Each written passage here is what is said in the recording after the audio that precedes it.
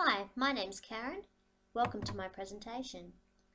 The following video aims to show how the mini-unit Where Is It has incorporated differentiation for students, as well as used teaching strategies that were integral to the learner's success, and lastly, the resources that were used and why.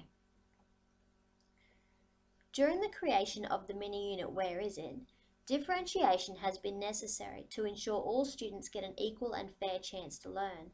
This is important because according to Tomlinson, 2008, differentiation enables students to learn in a way that encourages success, which in turn creates a base for lifelong learning. In my P3 class at Sandy Plains State School, I have a student needing extension, a student with an intellectual impairment, and two cousins who are constantly competing and arguing with one another. Within my mathematics lesson, I have divided the class of 22 into 4 different groups.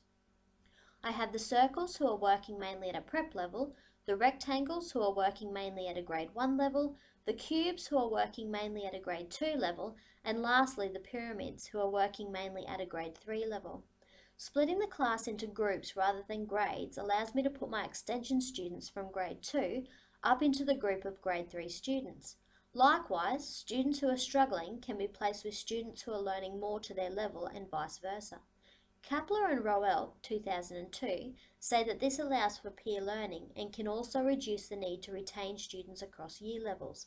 Being able to move students without an emphasis on over or underachievement is important for students, especially in the early years, as it allows students to be successful where they are at, whether that be higher or lower achievement levels, and in a way which they maintain self-esteem and don't feel different to one another. Queensland Studies Authority 2006, Kapler and Roel 2002. Although my group of circles has some students who work at a low prep level, none are as low as my student with an intellectual impairment. This means that more than just grouping needs to be done for this student to have a good education. 2 of the main ways I have found to assist this student during lessons are that she gets a chance to create a lesson visual. I'll explain that in resources later. Before each lesson. This also helps other students, but mainly gives her a chance for a one-on-one heads up for what the lesson will entail, which will diminish stress of learning as it provides structure and provides a visual aid which is imperative to this student's success, according to Lawrence Brown 2004. This student also has 2 caring buddies from the circles group which always stay in the same group as she is in, no matter how the class is split. This encourages this student to feel safe within any class grouping, Lawrence Brown 2004. The cousins in my classroom who constantly argue and compete are at very similar learning level in mathematics, so their group, the cubes, remains the same. To combat some of the tension between the two, they are monitored during learning time and sat apart whenever possible. In class development times, we have been talking about being a team and encouraging a new sense of comradeship between students to start overcoming this problem. Bozone 1995 in Kapler and Roel 2006 believed that being in a multi-age group increases harmony and reduces antisocial behaviour. The teaching strategies within this mini-unit include the use of the explicit instruction model, the importance of using conclusion time to evaluate and reconcile learning, and strategies from the Closing the Gap initiative. The explicit instruction model that incorporates the I do, we do, you do phases is a very effective teaching model created by Archer and Hughes 2011. These lessons incorporate some of the 16 elements of explicit instructions as follows. 1. Focuses instruction on critical content. In these lessons, students are learning specifically what is needed in order to understand the aspects of simple maths. 4.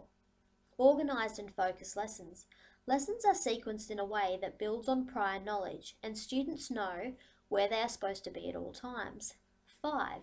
Begin lessons with a clear statement of lesson goals and expectations. This is covered by the use of the Walt, Tibb and Wilf before each lesson. 6. Review prior skills and knowledge before learning. This is done during introduction time where questioning and brainstorming show students' understanding. 10. Provide guided and supported practice. Students have rotations and then whole group work.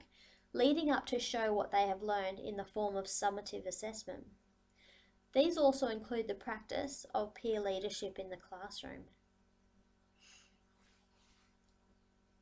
Another important teaching strategy used within the lessons was that of using conclusion time to consolidate and evaluate learning. This produces higher order thinking skills in students as they are moving beyond simply knowing a concept to evaluating their understanding and to build on this further. Forster, 2004.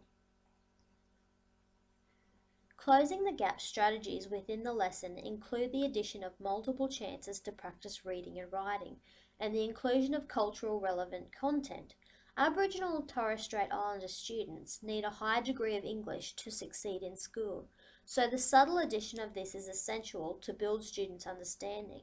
Department of Education and Training, 2011. Including Aboriginal and Torres Strait Islander perspectives in the lesson, such as the addition of the Dreamtime story and mapping of this, enables a sense of identity and pride in culture, to which the Department of Education and Training, 2011, they believe it develops positive self-concept and thus students who grow to be successful individuals.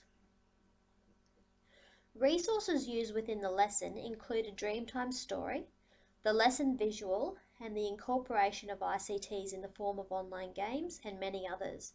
The two I will be focusing on here are that of the Dreamtime story and the lesson visual. Since about 35% of the students in this class identify as being Australian Aboriginal or Torres Strait Islander, it is important to include learning experiences that are relevant and meaningful. The book, How the Kookaburras Got Their Laugh, is a traditional story from the time of the dreaming, and while including it helps Indigenous Australian students, as outlined before, it also brings cultural awareness for all students when these type of resources are used. Department of Education and Training, 2011. The lesson visual is something I created for assistance for the student in my class with an intellectual impairment. The poster-like resource has colour-coordinated pictures that represent the teacher aide, a parent helper, and individual work. Before the introduction to a lesson, the teacher aide will take this student aside and create the poster by sticking the coloured pictures in the order for which the learning will take place, while talking about the lesson that will follow.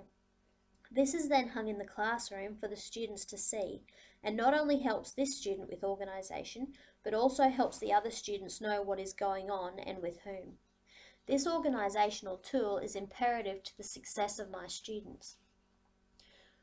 Of my student with an intellectual impairment, Lawrence Brown 2004, but also is highly effective to the success of the whole class because of its ability to create organisation of lessons.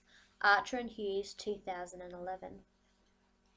Thank you for listening to this presentation and how my lesson sequence suits the needs of the learners in my context.